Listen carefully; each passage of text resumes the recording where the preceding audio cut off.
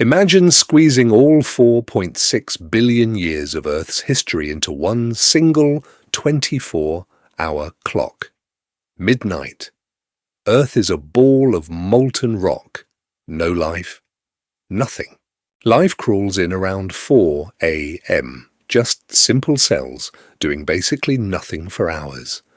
Dinosaurs don't show up until 11 p.m., and they rule the planet for nearly 45 minutes of movie time before an asteroid ends their reign at 11:39 p.m.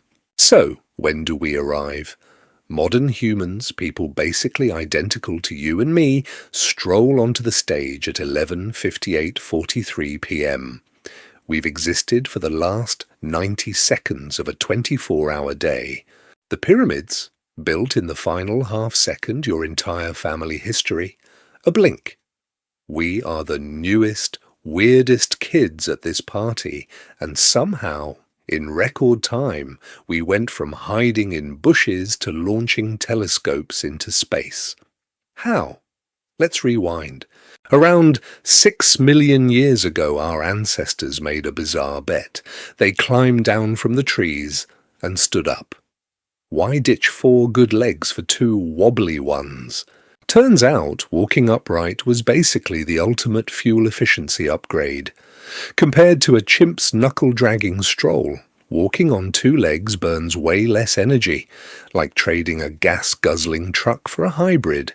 Standing tall also meant you could peek over tall savanna grass and spot a lion before it spotted you.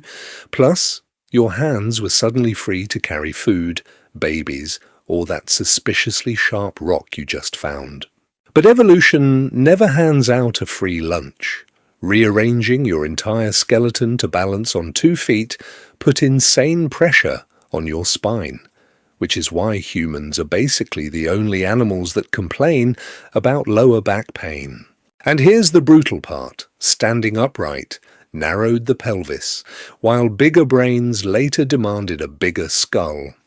Combine narrower hips with bigger heads, and suddenly childbirth becomes one of the most dangerous things a human body can do. Bipedalism, in short, was a genius hack with a painful asterisk attached. Around 2 million years ago, something even weirder happened. We discovered fire could cook food, and that single trick rewired our entire body plan. Raw meat and roots take forever to digest, which means a raw food ancestor needed a massive gut just to break it all down. But cooked food? It's pre-digested.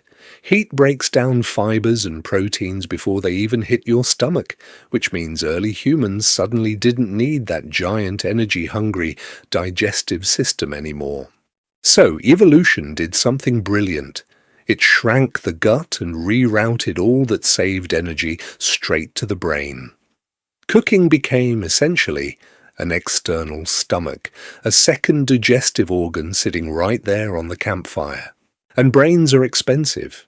They burn roughly 20% of your body's total energy, despite being a tiny fraction of your mass.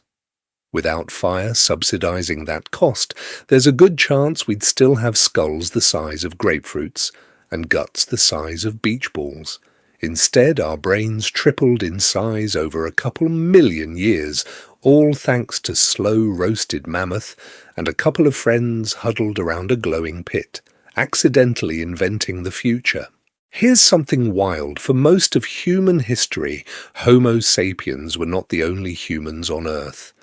We shared the planet with several other species at once. In Europe and Asia, sturdy, barrel-chested Neanderthals hunted in tight family groups.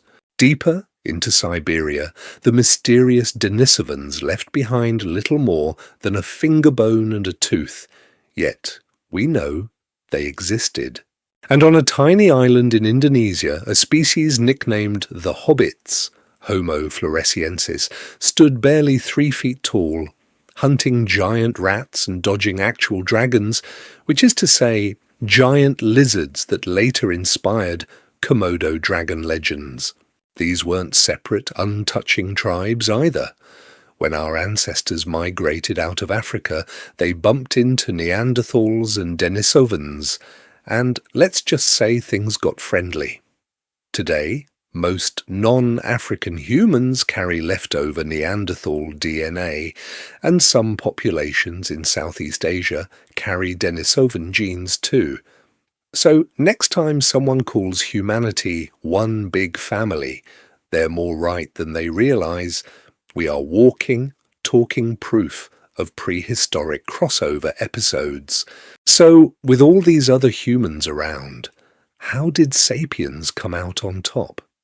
We had a secret weapon nobody else could match. We could run forever. Picture early humans on the savannah spotting a healthy antelope. They can't outrun it in a sprint. Nothing can. But they don't need to. They just start jogging. Hour after hour, mile after mile, while the antelope sprints, overheats, and has to stop and pant in the shade. Humans don't pant. We sweat through millions of skin pores, which means we can keep moving in blistering heat long after every other animal collapses from heat stroke.